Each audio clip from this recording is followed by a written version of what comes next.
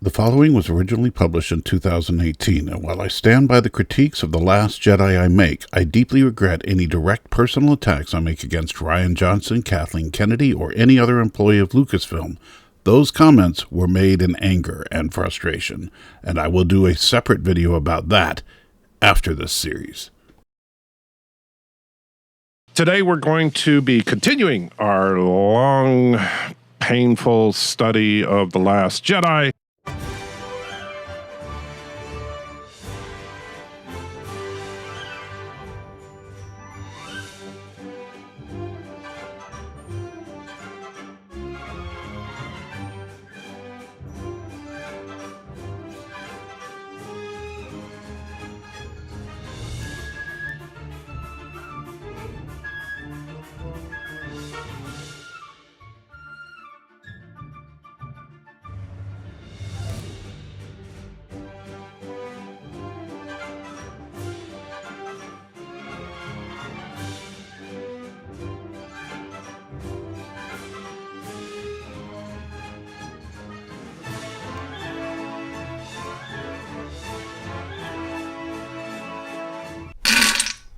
Last time on the Anti-Trekker, I've discovered that I really like The Last Jedi until I hit my head on the wall, and now I hate it again. So we can get back to business. Now, I know that in my last episode, before Rian Johnson tried to hypnotize me, I mentioned that Luke stormed off and the fact that Rey was drawn to the dark side was never mentioned again. I did leave out one little tidbit that I wanted to address here, and that is that Rey noticed that when she was feeling all the various aspects of the Force, for some reason she could not feel Luke, and that he had cut himself off from the Force. To which I can say, huh? What? Wait, what? That makes no sense whatsoever, because if Luke, if from what we understand, the Force is a natural energy field that, while it had a personality, a soul, if you will, before, now apparently it doesn't, but regardless of that, it's innately an ability that people have to manipulate based on the midichlorians they have in their system. So did he just suddenly make the midichlorians in his system turn off? I mean, that would be like someone that has particularly good vision just saying, no, I don't want good vision, so now their eyesight sucks. It does not make sense. You could not, the Force is not something you could just turn on and off or cut yourself off from. The Force is not your pal. It's just that you have to learn how to control it. It's like, think about it this way. It takes years of training to master the martial arts. However, there is no way, once you've mastered the martial arts, to simply rid yourself of the skills and knowledge. You could become less skilled if you atrophy, if you simply don't practice, but that training will still always be a part of you. It doesn't just go away. Likewise, you can't just make your arms and legs go away so that you wouldn't use them anymore. So this really makes no sense whatsoever. But, hey, what does in this movie?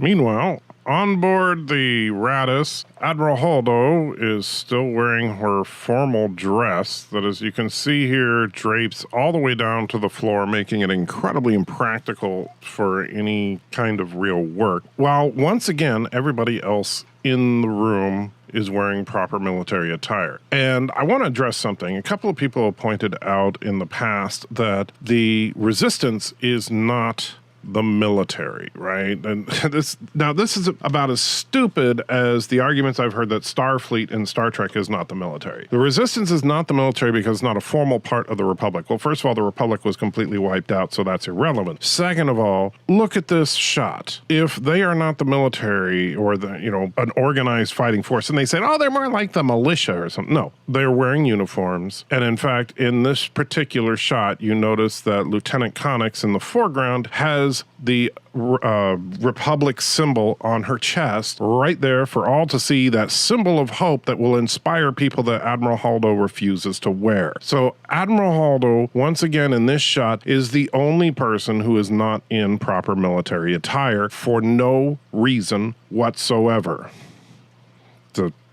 the Force. So Admiral Holdo was asking Lieutenant Connix what that was, because just before this we saw what appears to be a shuttle jumping away in hyperspace, because, you know, the First Order couldn't possibly track that shuttle jumping away in hyperspace, even though they apparently have a hyperspace tracker that they've aimed squarely at the fleet. So wouldn't they send someone after the shuttle? Subversion. Yeah. So Lieutenant Connix says that, oh, no, there was nothing. It was just passing debris, because apparently Admiral Holdo is so stupid and incompetent as to not know the difference between passing debris and a ship going to hyperspace. Lieutenant Connix nods at Poe, who is cleverly hiding disguised as a door, and well, why not? And now we get to see what looks like a box with an antenna on it in hyperspace. You remember when I said that the bombers of the Resistance took away the honor from the Dreadnought of being the worst designed ship in Star Wars? Well, now we have the shark fin box in space that I think takes away the honor from the bombers. Were they just purposely trying to design ships that look like crap? I mean, aren't they going to try to sell these things or something? Oh, Mr. Johnson, I got a great idea for a new ship. Oh, okay. Well, I really have liked everything you've given me so far, so what you got? Okay, you ready for this? We start with a box. Oh, look, I really appreciate your work. It's subverted the expectations of people left and right, which is super. But we've done this already. We had the triangle. No, you don't understand. This is so good. All right, what do you got? All right, we take the box. Yes. And we glue a shark fin on top. Wait, a shark fin? Yeah, nobody'll see that coming, because sharks live in the water and in space. That just might subvert their expectations again. Brilliant! Thanks, boss. Can I have a ray? No. Subversion. Yay. So next up, we have a scene that serves no purpose whatsoever. Rey comes into the cockpit of the Millennium Falcon, asks Chewbacca if he's been able to get a hold of the Resistance. Chewbacca grunts, and Rey leaves. Oh, look, a Porg. I'm sure we can sell a bunch of those.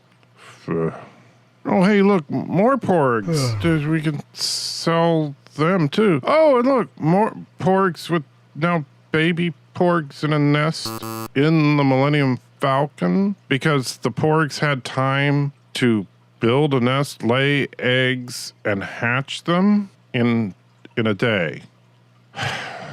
The Force. So you remember earlier when Rey and Kylo had their little Skype call conversation, and I went on a little bit of a tirade because it seemed like Rian Johnson didn't understand the whole light side, dark side thing. Well, I guess we're going to get another Skype call, and I'm hoping that this time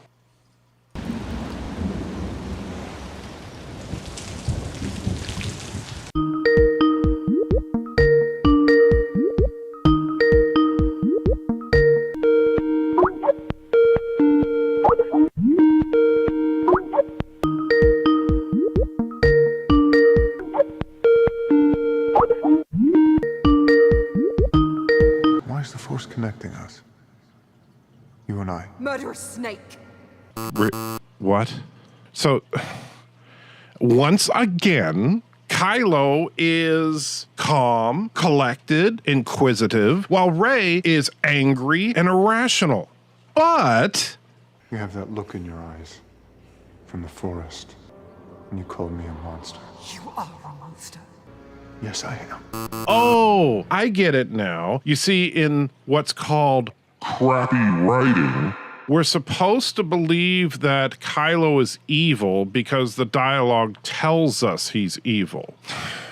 You see, she says he's a monster. He agrees. Therefore, he's a monster. Even though she's the one behaving with anger and hate, which is what we learned in the last 7 films of Star Wars, at least the first 6. Well, Force Awakens kind of ambivalent on that, but at least in the first 6 Star Wars films, we learned that anger and hatred are all about the dark side, and the dark side is evil. But no. They were just kidding. Really, this is how it is.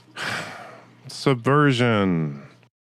Yeah. So after their second Skype call, Kylo wipes his face and realizes that he has water all over himself from the rain on Ahch-To. So then, wait a minute. So physical matter can go through a Force Skype call? But if that's the case, why is it that when Rey shot him the first time she saw him, he's not dead? Huh? It's the... this is the most inconsistent use of the Force ever, so I can't say the Force. So, subversion. Yay. Oh, look, the space shark fin block thing. Well, I'm sure wherever it's going, at least it'll be better than what we've been seeing, right? Right? So, Finn and Rose are now approaching Canto Bight. And let me start. First of all, we know that Canto Bight is the part of this film that even the most diehard defenders of this film will admit sucks. So, yeah, we're not in for a good time here. But that being said, I just wanted to point this out. First of all, like I said, they're approaching, and Rose tells Finn that, okay, we're going to get in there, we're going to find the code breaker, and we're going to get out. That'll be easy peasy. And Finn, being the task-minded person that he is, says, so, you know about this town, this casino and everything? And her response is, from stories. From stories. You know, I remember reading Green Eggs and Ham when I was a kid. I remember Horton Hears a Who, but I don't think I could find my way around Whoville and find somebody based on my hearing those stories as a kid. The Force. So apparently from her stories, Rose tells Finn that it's a terrible place filled with the worst people in the galaxy. So I guess you could say that you could not find a more wretched hive of scum. And apparently the worst creatures of the galaxy are just rich people on a yacht drinking champagne, I guess. Yeah, that makes them evil. Told those two, I said, this is a public beach, you can't park that shuttle here. But they just lit off toward the casino. So, in one of the most non-Star Wars moments, we see a strange-looking alien speaking perfect English about how they parked illegally. And so, wait a minute. Wait, just a minute here. So Finn and Rose are going to go on this whole little stupid side quest, which we'll get into the minutia of as this review goes on. But the whole point of this side quest is how horrible the people of Canto Bight are. And I'm not getting into the politics of this. I'm not making any judgments here. That seems to be the point, that they're horrible people for varying reasons. Yet the first thing that Finn and Rose do is break the law. Granted, apparently on Canto Bight, a parking violation is a capital offense, and that's a whole other level of stupidity that we'll get into later. But how can you sit there and say how horrible these people are, and then you literally just dump your spaceship in their front yard? They are in the wrong here. Why couldn't they park legally? I mean, the Republic did have money. Leia had money. Holdo apparently looks like she has money. Why couldn't they pay for a parking space? Anybody? The Force. Okay, you know what? This is the non-political review. So, based on that, I am not going to assign any points to the scoreboard for what I'm about to say, but I just gotta say it because this is at the core of the problem of not all liberals, but far left activists, is that they genuinely believe that it is perfectly okay to violate the law as long as what they are doing is morally good. And by morally good, it means in line with their political ideology. It's okay for Finn and Rose to dump their spaceship on a public beach because they need to get the code breaker. Now, if that's all there was to it, you would say, well, no, that doesn't make much sense. They're basically just trying to hire somebody. Why would that justify this? But you see, along the way, we also get the crap with animal rights and slave children and to try and hammer home that these people are bad. And not only that, but that Finn and Rose are good, which I think that kind of backfires, which we will get into that because you don't need politics to demonstrate that. But this is a fine example of liberal activism at work. And actually, I got to be fair. There are conservative activists that are this way too, where people believe that their cause is more important than civility. And I'm sorry, that's wrong. You know, there, you can look at recent history to see good examples of the difference between how to do it and how not to do it. Malcolm X versus Martin Luther King.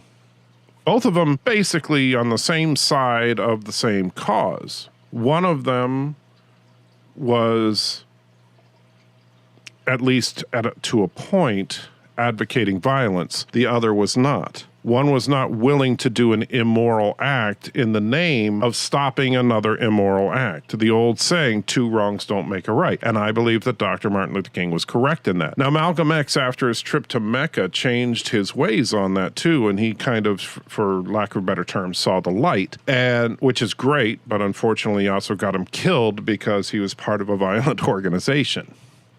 But here we see that same kind of thing in action, is that it's perfectly okay to do things that even liberals would find offensive. I mean, that ship is no doubt leaking all sorts of fuel or whatever all over a public beach, probably endangering the local wildlife, you know, not to mention it's an eyesore. And it's a hazard. And yet they just let it sit there. And it doesn't even look like they parked it properly. I mean, look at the still image. The ship looks like it's abandoned. But that's okay because their cause is just. I don't buy that. I don't buy the idea that it is okay to take a crap on people just because that person did something else that's wrong. I don't think that it's, if somebody does something that offends me, sure, I can tell them about it and I can confront them about it, but that doesn't give me the right to violate them, no matter how much I might like to.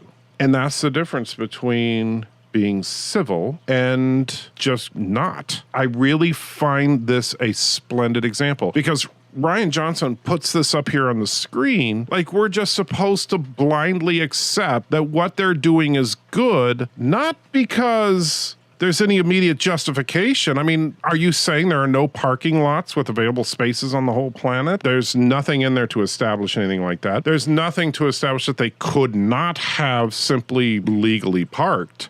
But we're supposed to just go along with the fact that this is okay because they're part of the resistance, because they're the good guys. Then the rules don't apply to them. I don't understand that kind of thinking. I really don't. And that's a big problem. Maybe that's why I have more of a problem with this movie than some of my especially my more liberal friends, because it really it breaks my mind. I don't understand the very concept of saying that it's okay to be immoral because someone else is being immoral. I don't understand that. And so I hope there's at least one person in my viewing audience that likes The Last Jedi and wants to defend The Last Jedi that can explain to me why we should not support the Canto Bight Authority shoving Finn and Rose into jail. Because if in their society a parking offense like this is worthy of being put in jail, then absolutely they should be in jail. And by the way, and I know some people say, Well, they went to jail for a parking ticket. I even made a little crack about that earlier, but let's stop and think about it for a minute. It's not like they're parked in a yellow zone. I would dare say that if someone, I don't know, got a big old honking tractor trailer and drove it up to the beach and then abandoned it there, they might actually suffer more than just a parking ticket. So this is not just, Oh gosh, they parked illegally and now they're going to jail. they abandoned a spaceship on a public beach. Yes, that it might seem a little severe to lock them up, but they also fled the scene and then caused a disturbance, which we'll see in the next chapter of this lovely review. And that's just wrong. Everything they do is wrong. Let me watch that scene again. Rian Johnson was a genius for subverting their expectations. You loved The Last Jedi. Luke Skywalker was awesome. Rey is not a Mary Sue. You want to see The Last Jedi again and again and again. That's better. I love The Last Jedi. I want to see it again and again and again. Hit the like button, you will. Likes lead to comments. Comments lead to conversations. Conversations lead to understanding. Go to Patreon and support the anti-trucker you must, if supporting his videos you want. Yes, support his videos. Then listen to this at the end of the videos. You will not